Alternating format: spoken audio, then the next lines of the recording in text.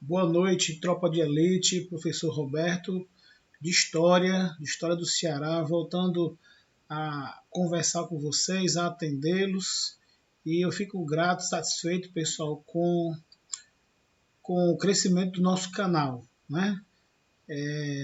Foram chegando pessoas cada vez mais interessadas em tirar dúvidas, em conhecer a história do Ceará, em estudar para concursos, né, para PM.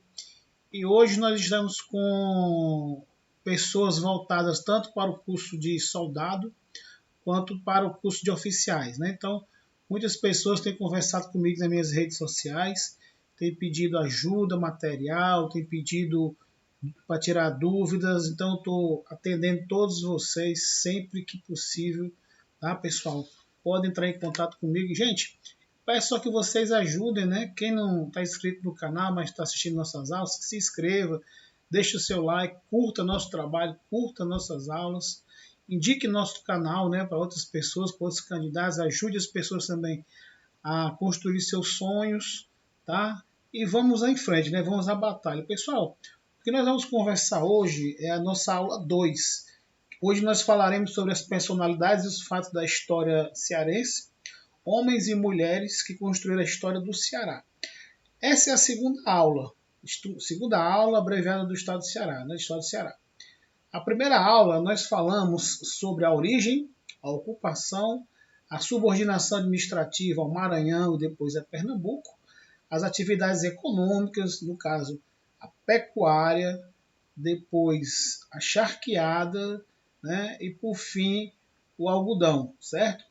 E ao mesmo tempo nós falamos sobre o surgimento e o crescimento das vilas, né? Tanto o início da questão administrativa aqui no Ceará, a Vila de Aquiraz, né? Depois a Vila de Fortaleza, depois a Vila de Icó, que foi a primeira fundada no interior, a Aracati, Sobral, né? Então a gente veio falando, explicando e esclarecendo todo o assunto, todo o conteúdo para vocês, certo? Então, gente, dando continuidade à nossa aula, o que é que nós vamos apresentar hoje? Nós vamos conhecer um pouquinho sobre os símbolos do Ceará. Nós temos o brasão do Ceará, a bandeira do Ceará e nós temos o hino do estado do Ceará, certo? Esse hino, pessoal, vocês também não são obrigados a conhecer a letra e tudo, mas conhecer um pouquinho, né, da história, né, do autor. Então, tudo isso aí faz com que vocês se sintam mais seguros. Leiam essa lâmina, leiam essa parte, né? É importante para vocês que vocês possam conferir esse conteúdo. Bom, gente, estou mostrando para vocês agora a Barra do Ceará, ou seja, o local onde de fato surgiu, nasceu o estado do Ceará. A Barra do Ceará, essa região aqui do litoral de Fortaleza, né, pessoal, foi a região escolhida pelos colonizadores para iniciar, dar o pontapé e começar a exploração do estado do Ceará, né, do Ceará grande, né? Então nós temos aí, pessoal, essa famosa região litorânea de Fortaleza. Vocês estão vendo ali a ponte, né? Estão vendo aqui o Rio Ceará. De um lado, vocês estão vendo a região, a divisa entre Fortaleza e Caucaia. E aqui vocês estão vendo ali, ó, aquela pracinha, é o Marco Zero. É onde, né, simbolicamente foi adotado como local do surgimento, né, da origem, não apenas de Fortaleza, mas do estado do Ceará. Só que tem aquela questão, né, aquela polêmica. Os portugueses começaram a colonização do Ceará em 1603. Então a Barra do Ceará pertence a Fortaleza, então Fortaleza tem mais de 400 anos, né? Ou seja, não reconhece essa região como a região onde deu origem e surgimento, né, a Fortaleza. Vocês sabem muito bem que o local de origem indicado historicamente é o Forte, né, Schöneburg, e depois que ele passou a ser controlado pelos portugueses, né? Então, Fortaleza foi levada à vila no dia 13 de abril de 1726, ou seja, bem diferente, né, gente, do período que começou aqui a exploração na Barra do Ceará, certo? Esse aqui é o Martins Soares Moreno, né, pessoal? Vocês estão vendo aí a imagem dele. Se não me engano, essa imagem foi capturada lá na 10ª Região Militar. É uma imagem, talvez seja nem real, né? Talvez seja somente uma suposição, mas tem um pouquinho da vida dele aí, né, pessoal? E fala principalmente, né, da importância dele como colonizador, desbravador, como missionário, né? Ou seja, não como religioso, mas na missão em que foi determinada a ele, ele cumpriu, né? Combateu os franceses, combateu os indígenas hostis, fez aliança com os índios que foram, né, amansados e passaram a cooperar com os portugueses. E ele também, né, teve aquela missão de combater os holandeses fora do Ceará, né? Depois ele voltou para o Ceará, mas ele é considerado o fundador do Ceará. Lembrando, pessoal, que o Martins Soares Moreno ele esteve junto com o Pero Coelho de Souza em 1603 no Ceará, certo? Então, muitas vezes você vai pegar uma questão que vai perguntar sobre ele, falar sobre ele, mas não se enganem, né? Ele esteve também na expedição de 1603. Não foi a primeira vez que ele esteve no Ceará, não, correto? Esse aqui é o Matthias Beck. Esse aqui é o holandês, né?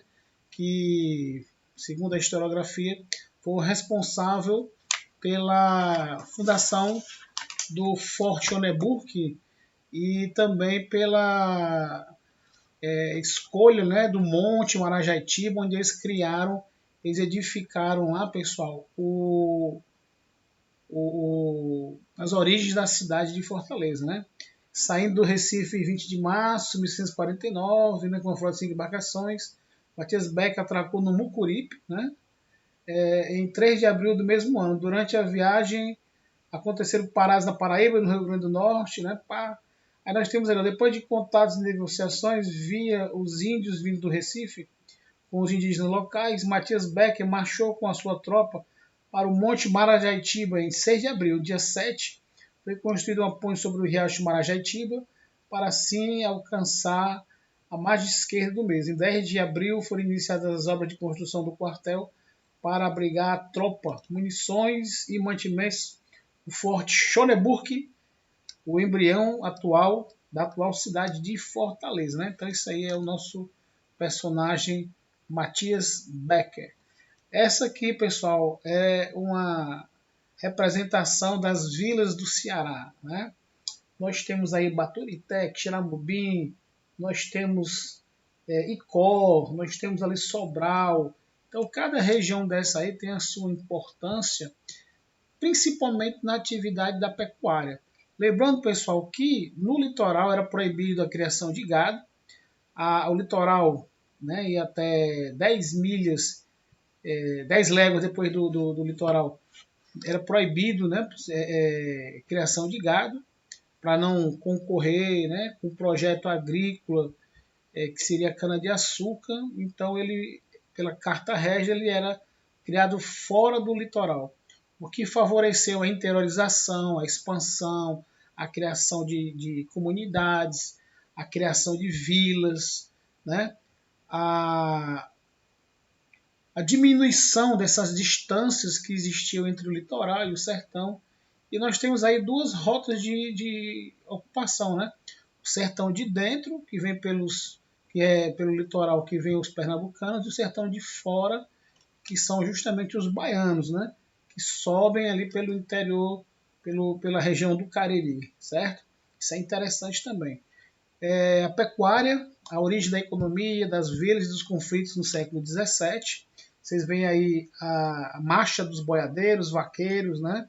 A charqueada, que a partir do final do século XVII, né, pessoal, substituiu a pecuária, porque a pecuária entrou no processo de decadência por conta da crise, né, climática, a falta de chuva, seca, o calor, a alta quantidade de mortandade dos animais, né, que não estavam mais suportando fazer aquela viagem, né, aquele deslocamento obrigatório que se tinha que fazer, né, de Fortaleza e outras regiões para Aracati e de lá, né, muitas vezes também para Recife. Então, eram viagens cansativas, exaustivas, né, que havia perda de muitos animais. E aí houve a criação dessa técnica, né, pessoal, de pegar o gado, a carne do gado, colocá-la no varal para secar, para desidratar, colocar o sal, né, para conservar. E a partir daí, né, a carne cearense, o charque, ganhou notoriedade e simpatia pelo Brasil colônia, né? Mas ao mesmo tempo, quando também entrou em crise por falta de rebanho, foi substituída a sua produção pela produção gaúcha. Índios no Ceará, né, pessoal? Então, muitas pessoas falavam, né, e falam ainda hoje sobre a falta de comunidades indígenas cearenses. Nós estamos vendo aí, e nessas duas imagens, mostramos o contrário. Ali na primeira imagem, Índios no Ceará, você vê as comunidades onde eles estão localizados. E você vê ali a quantidade de nações, de grupos indígenas, né? Tremembé, Tapeba, Pitaguari, Genipapo Canindé, Canindé, Tabajara, né? Tupinambá, Cariri, Potiguara. Então, a diversidade é grande, né, pessoal? Mas são pessoas, né, grupos que sofrem o mesmo tipo de preconceito, o mesmo tipo de discriminação, de indiferença, como se o Brasil, né, acabasse de ser descoberto. Nós falamos um pouquinho, pessoal, sobre a questão das sesmarias, né, que eram terras que eram doadas aos sesmeeiros, né, as pessoas que recebiam posse da terra com o intuito de explorar, colonizar, né, desenvolver, até mesmo criar uma atividade econômica e trazer o retorno para a colônia. Só que começou a ter o conflito com os nativos, né? Lembram que nós falamos da Carta Régia que proibia a criação do gado no litoral? Então, as pessoas se deslocavam cada vez mais e mais para o interior, faziam aquela interiorização, aquela integração.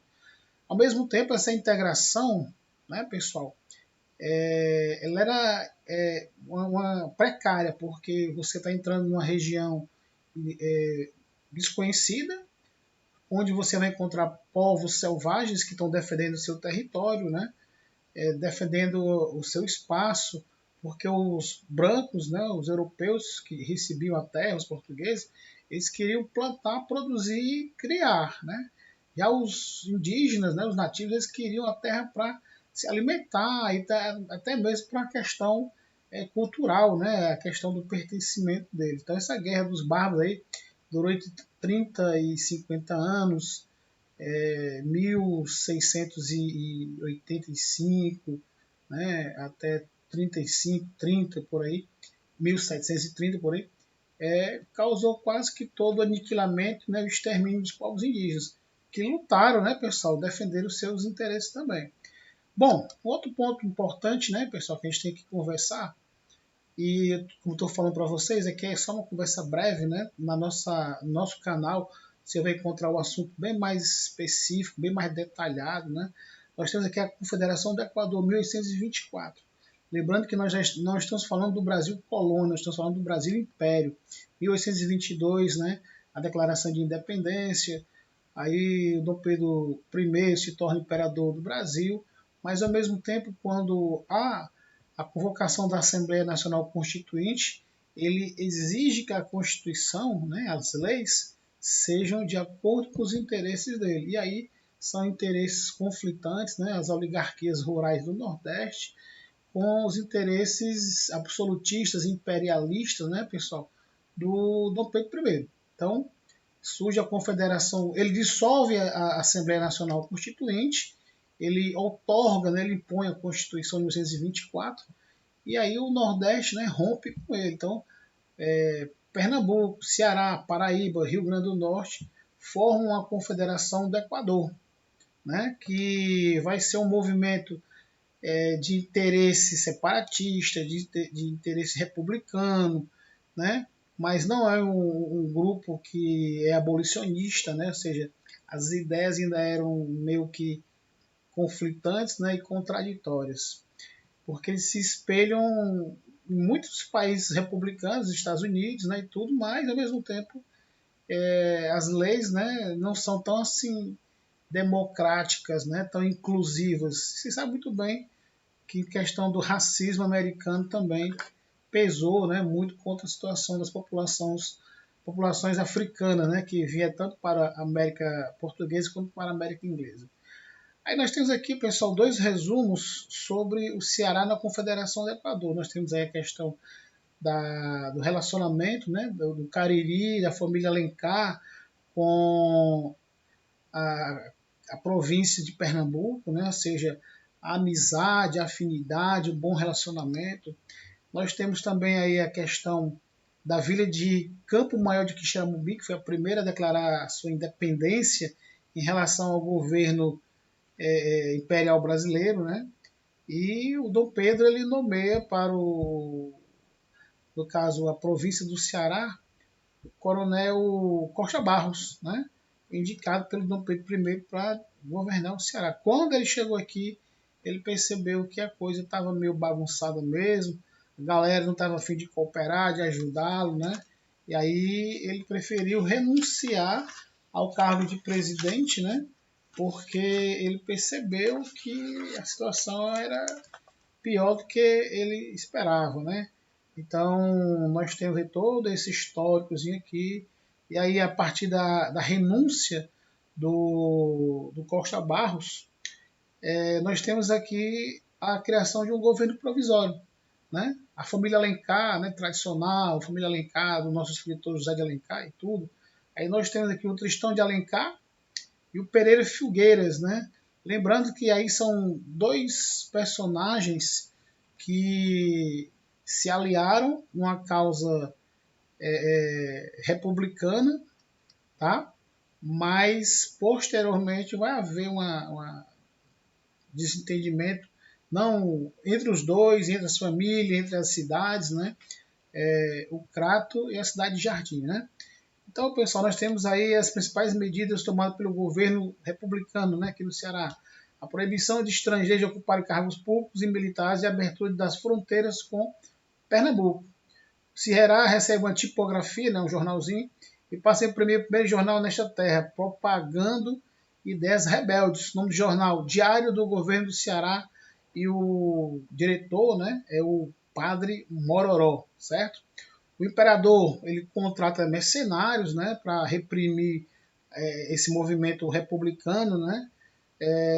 Então o coronel Francisco de Lima e Silva e o almirante Lord Cochrane, né? O Brasil não tinha ainda um exército nesse momento e nesse período exatamente aí nem havia sido criada a Guarda Nacional, que vai ser criada depois, né, desses episódios aí, certo? Então, o Dom Pedro ele teve que recorrer mesmo a mercenários, né, pessoas que ele teve que pagar e trazer para combater a própria população brasileira, né? Então, como o movimento começou em Recife, que era o do foco, né, o irradiador, o foco foi debelado, né? Então, Tristão de Alencar ele foi perseguido, né? E depois ele foi executado lá na antiga cidade de Jaguaribara, né? Que hoje está embaixo do volume de água, né? Do açude Castanhão, né? E aí o Pereira Filgueiras, né? Pensava em enviar da Rio de Janeiro, mas não veio, mas veio a falecer, né? Vítima de febre palustre. Instalou-se no Ceará uma comissão militar que julgou e condenou os envolvidos na participação da Confederação. Todos foram condenados, né, pessoal? O Padre Mororó, nós temos também Pessoa Anta, né? Então são 4 pessoas que foram executadas ali no passeio público, tá? Por isso que o passeio público, cuidado, viu? Também é chamado de Campo do Paiol, né? Campo da Pólvora e Praça dos Mártires. em alusão à execução desses personagens envolvidos, né, com a Confederação do Equador. Nós temos aqui, galera, também o monumento ao Tristão de Alencar, né, de São Gonçalves. Nós temos aqui ele e depois uma outra foto, né, depois que a cidade de Jaguaribara foi alagada, né, e aí esse monumento ele foi coberto totalmente pelas águas do açude Castanhão. Essa foto aqui ele já estava no momento de seca, né, por isso que a gente está conseguindo visualizar. Uma outra personagem importante desse movimento é a Dona Barba de Alencar, pessoal, mãe do Cristão de Alencar, né, do José Martins de Alencar. Então, ela viveu entre 1760 e 1832. Ela, por ser mãe dos revolucionários, né, por ser a matriarca da família lá, então ela foi também condenada, né, e foi presa e levada, né, para o cárcere, ali na 10ª Região Militar, né, onde ela passou, né, alguns dias, segundo a placa que tem lá, né, onde ela gemeu, né, porque ela passou alguns dias presa nessas espécie de fosso, onde humanamente precário, viu, pessoal, as condições aí.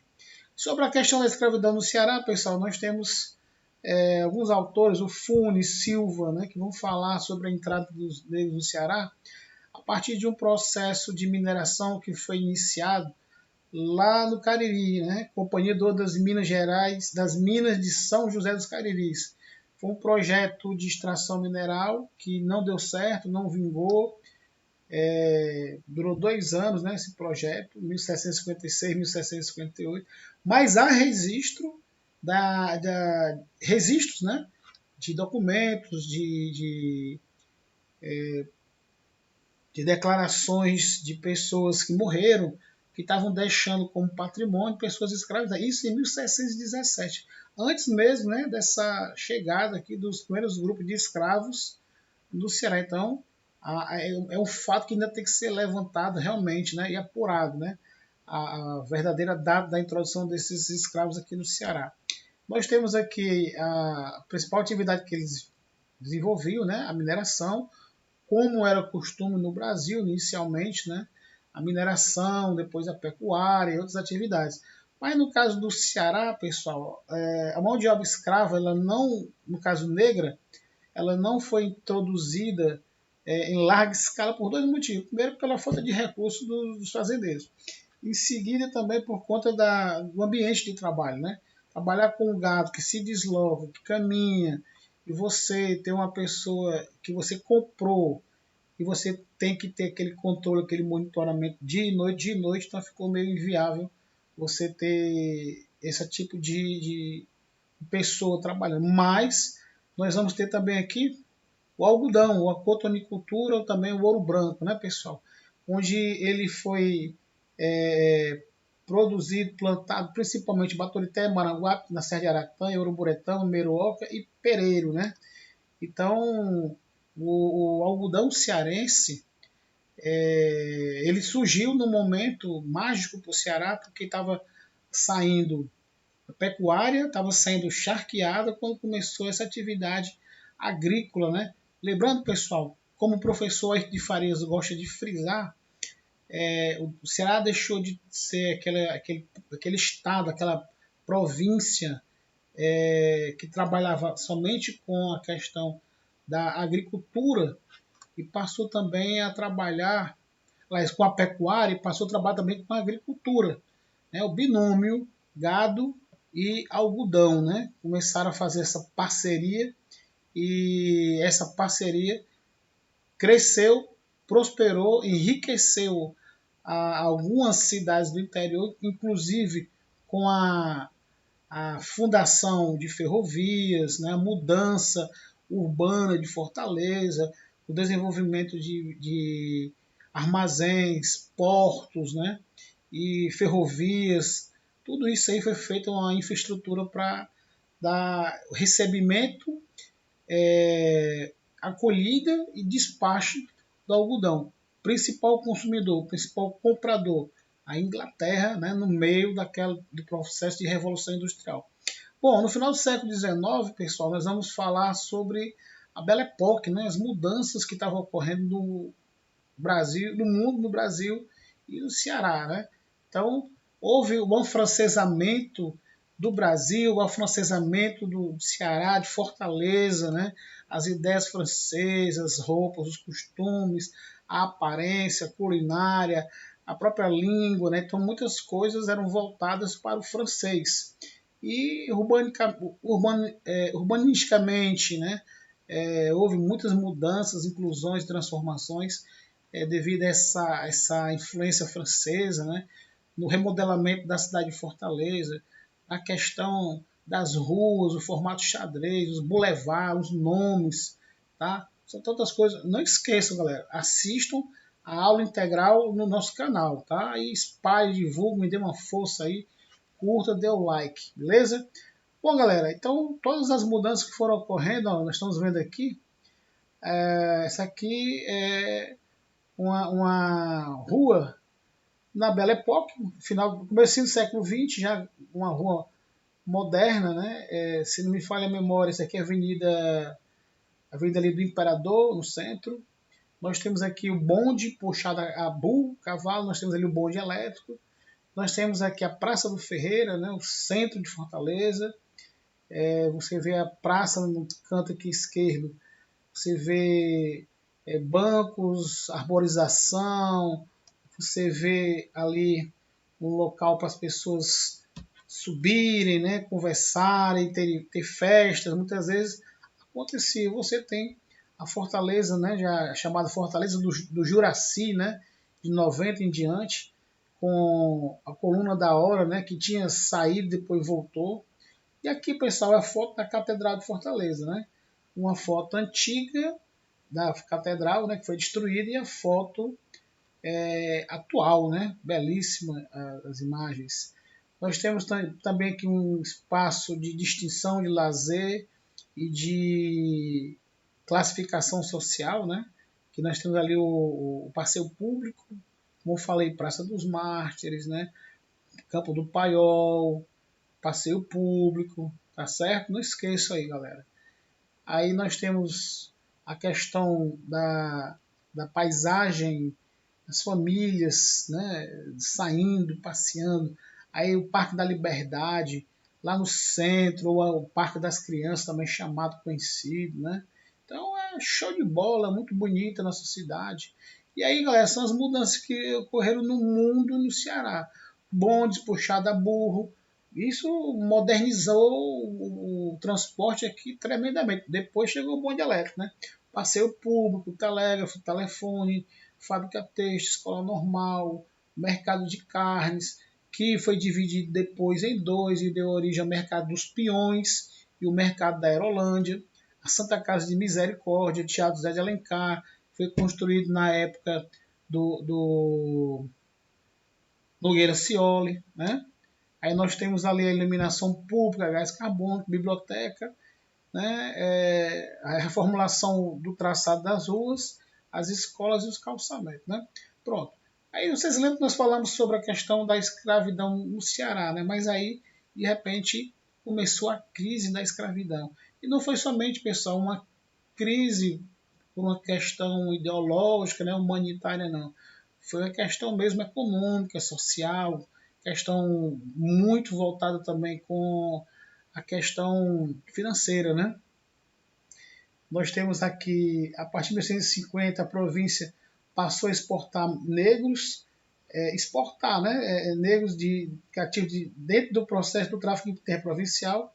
E através dessa experiência, depreende-se que as províncias que necessitaram superar essa demanda de mão de obra recorreram às províncias com situação oposta e mão de obra ciosa. O Ceará tinha mão de obra ciosa, né? Portanto, o Ceará foi um dos que mais exportaram cativos, porque por conta dessa questão, né, da diminuição do trabalho escravo, né, a questão, né, da alforria sendo gradual.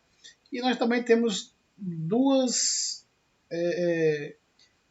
detalhes, né, que implicaram também na diminuição do cativo aqui no Ceará.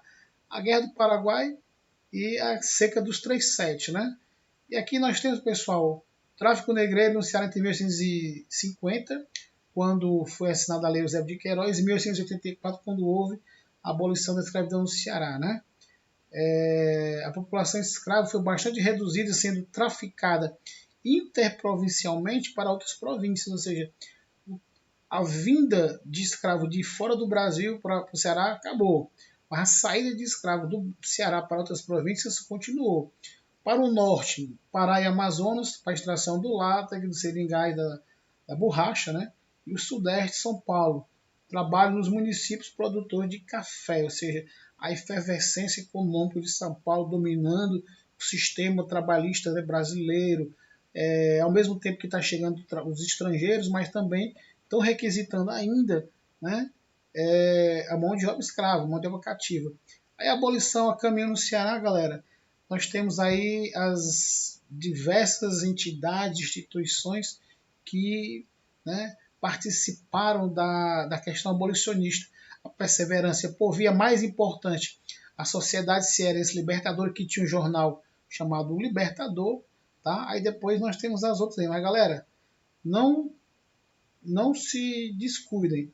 A Sociedade Cearense Libertadora foi a principal, né? O principal foco ali que abolicionista dessas entidades aí, tá? Sobre os acontecimentos abolicionistas, nós temos aí a primeira greve de Jangadeiros e a segunda greve de Jangadeiros, a questão nas terras do Ceará, os povos do Ceará não se embarcam mais escravos. Essa frase aí, pessoal, é uma frase anônima, é uma frase que é um grito de guerra, né? Que brandou na primeira greve dos Jangadeiros. Então, não foi o Dragão do Mar, né? Nem o Napoleão, foi uma pessoa do povo, e aí essa frase, né, ela se tornou o ícone, né, da questão do movimento abolicionista dos jangadeiros aqui no Ceará, tá? Aí nós temos o histórico aqui da abolição do Ceará, a Carapé, a Redenção, a primeira cidade do Brasil, né, libertar os escravos. 24 de maio, Fortaleza.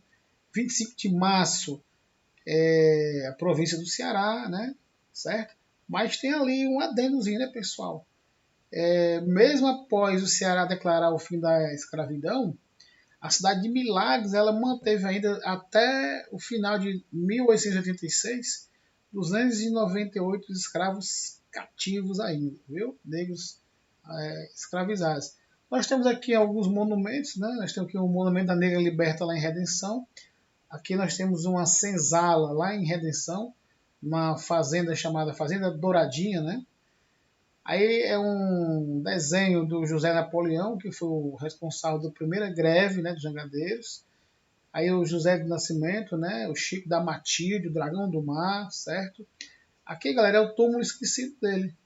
Ele morreu em 1914 e foi localizado só em 2020, né? Ou seja, 106 anos no esquecimento, né? Aí vamos falar um pouquinho aqui sobre a oligarquia do Nogueira Scioli, né, que governou o Ceará de 1896 a 1912, né, foi responsável pela a questão das oligarquias, né, que foi até um tipo de sistema político e social, né, de manutenção de poder e privilégios, né, não apenas no Ceará, mas em outras regiões do Nordeste. Aqui, lembrando também, viu, galera, se vocês ouvirem a palavra babaquara, é esse sujeito aqui, viu? É o Nogueira Scioli, Babaquara, tá? Era o apelido que ele recebeu por conta da barba, né? Por conta dele falar cuspindo, a barba escorrer o cuspe escorrer pela barba dele, né? E tudo. Tem aqui o históricozinho dele, né? Tudo. Ele era casado com a filha de um político importante, né? Do senador Pompeu, tá? E depois que o sogro faleceu, ele herdou, né? Toda aquela questão dos poderes, né? Poderes, no caso, de representação do sogro, né? Agora, dentro dessa fase do governo do Nogueira Scioli, pessoal, nós tivemos também problemas sanitários no Ceará. A exemplo do que aconteceu com a pandemia, né, de Covid-19, essa coisa toda. Nós tivemos aqui a questão da varíola, né, que é uma doença contagiosa, uma doença que mata, né, inclusive o que chamou atenção naquela época, final do século XIX, meio do século XX, foi o chamado Dia dos Mil Mortos, né, que aconteceu no dia 10 de dezembro de 1878. Nós tivemos mais de 1.000 mortos, né, falecidos por conta da varíola. E o medo, né, da contaminação, essas pessoas eram largadas, abandonadas, e muitas vezes, né, tinha que vir necrotério, as pessoas, os carroceiros, pegar os corpos, né, e levar para as valas, para o cemitério, e às vezes não tinha espaço, as pessoas eram enterradas naquela época, né, em terrenos baldios, né, em regiões isoladas, e que depois, né, nós vamos ver aqui, pessoal, em 1997, houve um projeto de saneamento em Fortaleza que, quando os operários estavam escavando algumas ruas, eles acabaram encontrando vários corpos, né? E ficaram todo mundo assim, ficaram surpresos, admirados, o que foi, de onde é que é, um cemitério clandestino, alguma coisa. Aí, quando foram estudar, perceberam que esses corpos, né, essas ossadas, pertenciam a pessoas que tinham morrido na época da contaminação da varíola, né? Aí é o exemplo dos sinais que ela deixa no corpo das pessoas. Pessoal, o Palácio da Luz é a antiga sede do governo do estado do Ceará, certo? Nós temos hoje em dia outros espaços, né, do poder político, mas até década de 70, né, por aí, era esse espaço aqui, né, que era o Palácio da Luz. E era aqui o local, né, que o Nogueira Scioli ele foi cercado, né, naquele momento em que a oligarquia dele foi destituída, né, na passeata das crianças, na morte da criança pela cavalaria da polícia, e depois o conflito, o cerco do palácio aqui, né, da Palácio da Luz, e depois ele teve que sair escoltado, né, para o Rio de Janeiro, depois continuou mandando ainda, né, influenciando a política local. E aí nós temos aqui o santo cearense, né, o Padre Cícero, né, que aconteceu o milagre da hóstia em 1889, né, pessoal. Então, a beata Maria Araújo, né, recebeu uma hóstia e o sangue jorrou na boca dela. E aí o cardeal começou a perseguir o Padre Cícero, né? Não a perseguir, né, mas é por conta naquela época a igreja estava passando por reformas, o chamado processo de romanização. E aquele momento o Padre Cícero tinha muita influência, influência do Padre Biapina, né? E também do catolicismo popular. Então eles não queriam que esses sinais, né, fossem representar um populismo, né, algo relacionado, não com a política, né, mas algo relacionado com a forma de um catolicismo popular. Eles queriam que a igreja, né, inclusive, era um momento de esclarecimento, né, pessoal, a igreja, a ciência, não que ela estivesse caminhando lado a lado, mas muitas coisas a igreja estava buscando justamente essa compreensão da ciência para saber se era verdadeiro, se era mentira, né? E aí houve vários problemas com a questão do Padre Cícero. Por exemplo, aqui nós temos a questão desse boi, né, boi mansinho, que foi considerado um boi santo. As pessoas queriam beber a urina do boi, passavam as fezes do boi no corpo, em locais que tinham doenças, locais que tinham dores, né? Acreditavam que o animal era. E aí a questão do que estava acontecendo com o boi, né? Chegou fora do Ceará, chegou lá no Floro Bartolomeu, que era deputado federal, estava lá no Rio de Janeiro, aí as pessoas começaram a zombar, a rir, tudo. Ele mandou matar o boi mansinho, né? E mandou prender, né, as pessoas que estavam responsáveis. Inclusive o criador do boi mansinho era o Beato Zé Lourenço, né? Deu até um problema depois com ele aí. E aí, pessoal, nós temos aqui a imagem do Padre Cícero com o Floro Bartolomeu, né? Que foi uma espécie de conselheiro, médico, né? Político, que influenciou também o Padre Cícero. E o Padre Cícero, por conta desse milagre aqui, ele perdeu as ordens sacerdotais dele, né? Ele não podia mais realizar missa, casamento, batismo, nem nada, né? Ele perdeu as obrigações dele e foi para Roma, teve um processo todo de conversar com o padre, com o Papa, e ele foi, voltou, depois foi para Recife, né? Esteve em Recife também, e aí deu todo aquele problema, né? Ele não recuperou a questão das ordens religiosas dele, né? Os direitos dele de realizar missa, casamento, batismo, tudo, né? Foi tudo proibido, né? A sedição de Juazeiro, galera, é aquele momento em que há uma troca de governo, sai o Nogueira Ciori, entra o Franco Rabelo, depois o Franco Rabelo também é mal visto, né?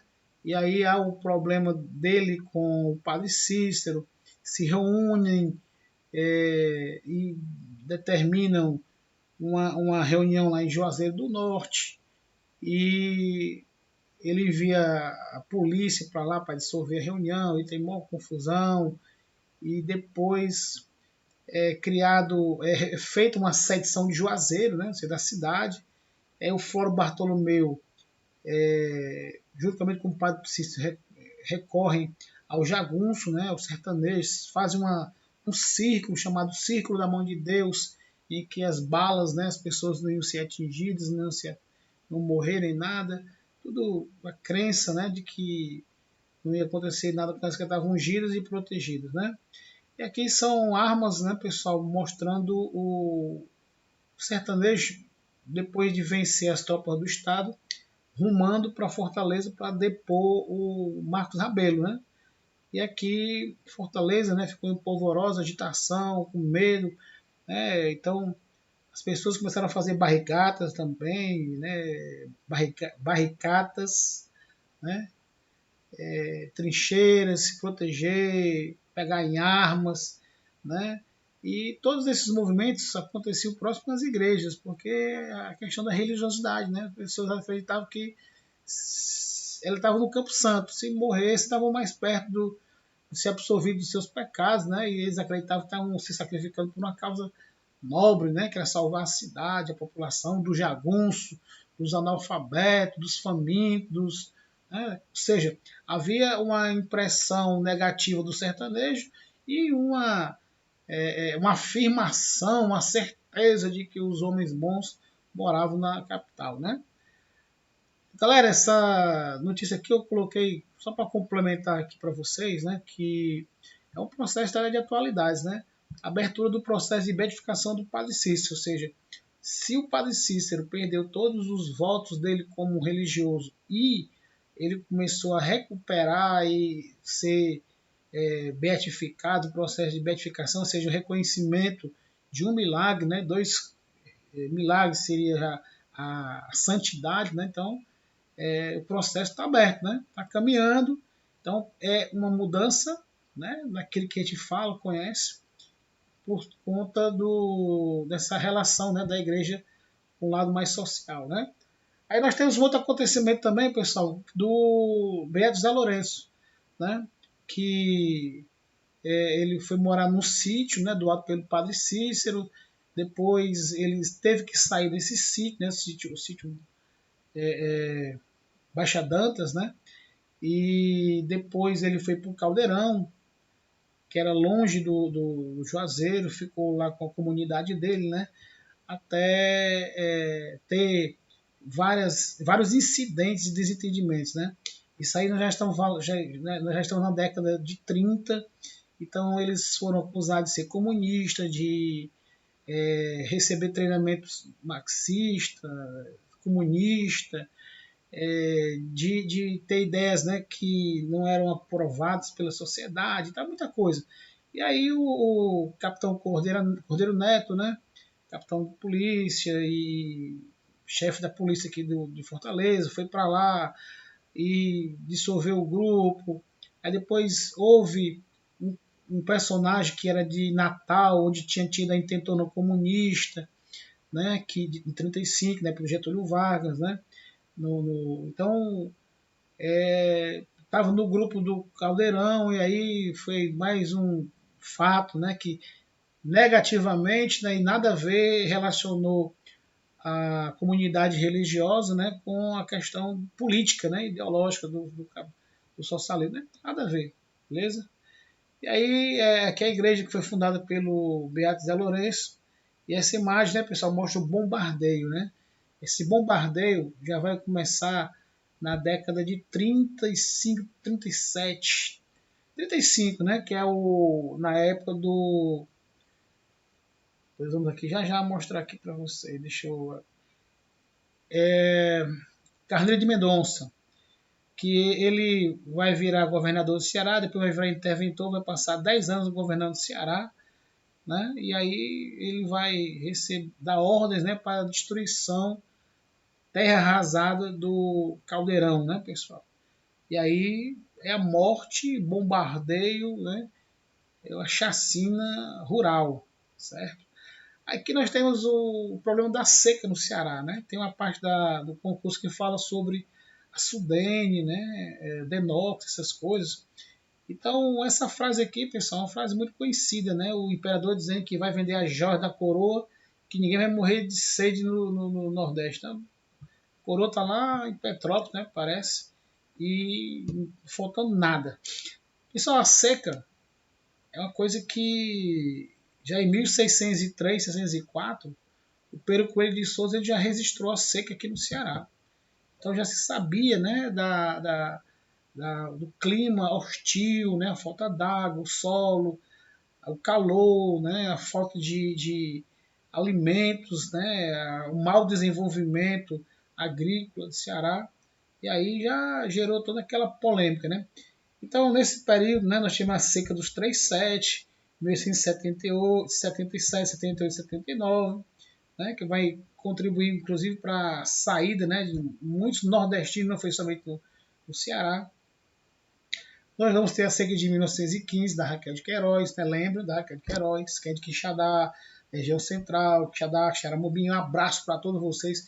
Eu amo Quixadá, galera. Se tiver alguém de Quixadá, se um dia quiser me convidar para ir voltar a andar em Quixadá, que faz tempo que eu não ando, eu aceito o convite. Aí nós temos também, pessoal, aí a questão dos campos de concentrações, 15, 32, né, em Fortaleza, em outras regiões, né, as pessoas, Iguatu, né, as pessoas foram presas, trancafiadas. Por quê? Porque as pessoas queriam sair do sertão e ir para a capital. E as pessoas não podiam circular num espaço de privilégio, de poder elitizado, né, urbanizado. E aí você vê as pessoas confinadas, presas nos campos de concentração, doença, fome, desinteria, malária não, falamos agora há pouco, que é varíola. Então várias coisas, né, colaboraram para o extermínio dessas pessoas. Além da própria fome, da própria seca, o calor, as más condições de higiene, as doenças, né, dizimaram o povo. E aí, galera, nós temos aqui os locais, né, o Crato, Cariú, Senador Pompeu, Quixeramobim, Ipu e Fortaleza. Para chegar em Fortaleza, tinha que ir via ferroviária, né? E aqui a última parada era a estação do Otávio Bonfim, ali na Bezerra de Menezes, ali perto do antigo Bom Preço, né? Então tem esse mural aqui com o históricozinho dessa linha, né? Tá desativada. E nós temos aí um vagão, né? Representando que esse local foi local de trânsito ferroviário, mas ao mesmo tempo local de pesadelo, né, por conta do transporte ferroviário, certo? Gente, aí nós vamos lembrar para vocês também aqui a questão da personalidade do povo cearense, né? A questão do cajueiro da mentira, ou seja, o Ceará do riso, o Ceará moleque, o Ceará irreverente, né? O Ceará que gosta de brincar, né? Tudo. Nós temos aí o cajueiro botador, nós temos a questão da vaia do sol, né? Povo fuleiro. Lembra dessa vaia aí, né, galera? Aqui o históricozinho falando sobre a vaia do sol. Aí os tipos de personagens, né, históricos que caricaturizados, né? O casaco de urubu, de rancho, capitão pirarucu, Tostão, Chaga dos Carneiros, Bode Oiô, Pilombeta, Tertuliano. Tá aqui, né? Roberta, essa pessoa que vos fala. Não sei se você vai chegar nessa parte da nossa aula, né, apresentando para vocês o bode ioiô lá no Museu do Ceará, né? Pessoal, atenção, bode ioiô em 1922 ele foi eleito vereador, né? As pessoas aproveitaram lá um momento de sarcasmo, né, de ironia, deboche, votaram nele para vereador, né? Se não me engano, foi o terceiro, foi o quarto mais reeleito. Só que não podia assumir, né? Lógico. E aí vamos entrar agora na questão da Segunda Guerra Mundial, pessoal. Foi a Segunda Guerra Mundial, né? O eixo, os aliados, o 507, né, que afundou vários navios brasileiros, né? Aí a revolta da população cearense é o quebra-quebra de 42, que esse ano fez 80 anos, né, desse episódio aí. A galera quebrou casas de comerciantes italianos, japoneses, que era o jardim japonês, e alemães, né? Então houve uma verdadeira corrida, né, do povo, jovens, que se reuniram ali lá na faculdade de Direito e marcharam para o centro para quebrar, depredar, né, lojas e empresas italianas, alemãs e japonesas. Tá?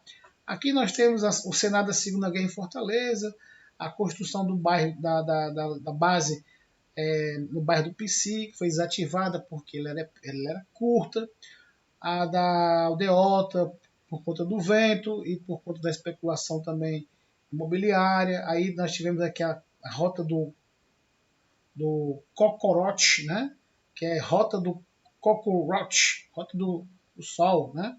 E nós temos também, né, pessoal, a duplicação, a dragagem do Porto do Mucuripe. E nós vamos ter a presença dos blimps. Ó. Os blimps são esses dirigíveis aí, parecidos com o Zeppelin, né, que era alemão. E aí nós temos aqui os americanos, ó, raparigando aqui no Ceará, galera. Ó. Galera aí curtindo aí tudo. Jovens soldados americanos, né? Tanto de menino aí que nasceu aqui, desses caras que foram largados, hein? Eita pau. A longa noite dos generais, né? Aí já estamos entrando na ditadura militar, ou na ditadura civil-militar, né? Mausoléu Castelo Branco é o túmulo do primeiro presidente do governo militar brasileiro, do Castelo Branco, e da esposa dele, Argentina Castelo Branco. Né? Os restos mortais dele estão ali no Mausoléu Castelo Branco, lá no Palácio da Abolição, galera. Beleza? É que é o coronelismo. Né? Nós temos o Adalto, o César e nós temos o Vigílio Távora. O Vigílio Távora, o históricozinho do seu governo, foi o homem que iniciou o progresso e a industrialização do Ceará, né? Governou o Ceará em dois momentos, 63 a 66, é a primeira fase, né? Depois, ó, entre ele e o César Filho, nós temos o Plácido Aderaldo Castelo, viu, pessoal? Que é outro político, né, cearense, que está entre o Vigílio e o César Filho. César Filho, pessoal, ele não tinha habilidade política, não era um cara político, né? Ele era um coronel e ele veio lá de Recife, cearense, mas ele tinha influência lá em Recife, né? Veio para cá sem ter muita habilidade, né? E tudo. E aí nós temos um pouquinho, né? Do histórico dele, beleza? O Adalto Bezerra, né? Governou de 75 a 78, depois abandonou o governo, né? Foi senador da República. Aí a volta do Vigílio Távora em 79, 82, aos coronéis. E eles estão se articulando aí, galera, viu? Quando sai o Vigílio Távora, aí entra o Gonzaga Mota. Só que o Gonzaga Mota vai ser escolhido justamente, ó, procurem aqui, galera, no Pacto dos Coronéis, né? Que vai dizer, Gonzaga, tu vai ser governador, Adalto vai ser o vice-governador, Vigílio, tu vai ser senador, César Calles, tu vai assumir a prefeitura. Só que quem assumiu não foi ele, foi o filho dele, né? Então, isso aí foi abençoado, apadrinhado pelo o João Figueiredo, beleza? Aí, galera, o Palácio da Abolição, ele é o símbolo da administração cearense. Lembram quando eu falei para vocês, né? Do Palácio da Luz, né, lá no centro, aí depois mudou para cá, foi uma mudança, né, já mostrando uma nova requalificação da questão administrativa, né, com área nobre crescendo, né, que é Aldeota, Meireles, né, as áreas aí mais valorizadas. Ao mesmo tempo, esse local ele tem um simbolismo, né, pessoal, de poder, como também de tortura, né, por conta dos coronéis, né, que governaram o estado nessa região aí, né. Aí é tanto que depois, com a escolha do, do Tasso Gereissati, vai entrar justamente a geração Cambeba, né? Aí o centro administrativo, o governador Vigílio Távora, interessante, né? Quebra paradigma com a história do coronelismo, mas homenageia o coronel, né? Beleza?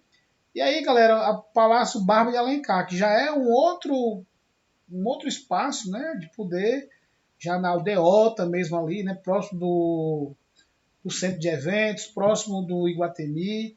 Esse local aí foi o local escolhido pelo Cid Gomes, tá? O Cid Gomes escolheu esse local aqui para governar. Aqui foram os coronéis, né, até o Adalto Bezerra, né? Aí depois entra o Tasso Gereissati, Ciro, Tasso novamente, Tasso de novo, aí vem o Lúcio Alcântara, né? Aí sai o Lúcio, entra o Cid, e Cid, aí depois entra o Camilo, aqui de novo, voltou para cá o Camilo, beleza?